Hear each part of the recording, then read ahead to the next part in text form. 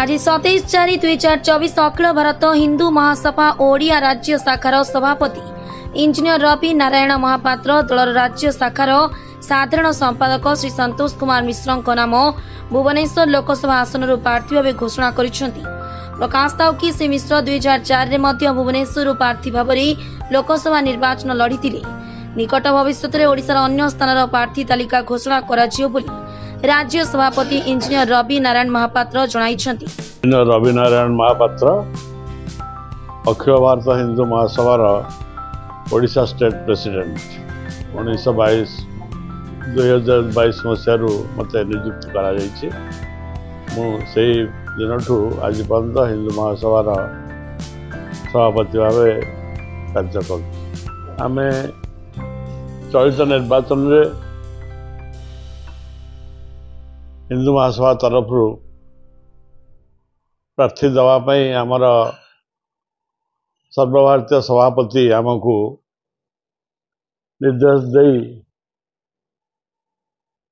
प्रार्थीपत्र आमको देइछंती। गत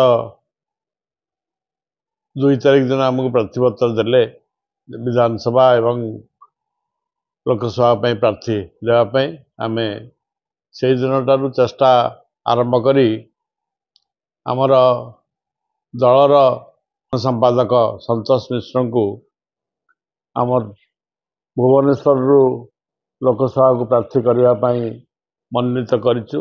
से मध्य खूब आग्रह सह आम मनोनयन को ग्रहण करी कार्य कले एवं खोर्धा बेगुनिया ठू आरंभ करी एपटे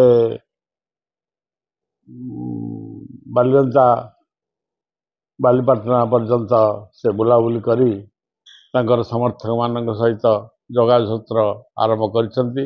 आमे विधिवत भाव आज तांकर प्रार्थीत्व को घोषणा करुचु। से आगे तांकर सहित आमर मूल लक्ष्य रही सभापति ऑल इंडिया सभापति निर्देश रही जे आमे जपरी सारा ओडिशा रे प्रति एमएलए एवं लोकसभा प्रार्थी बाछिबु एवं प्रार्थी दबु एथिपाई आमे जोगाजोग आरंभ करिछु।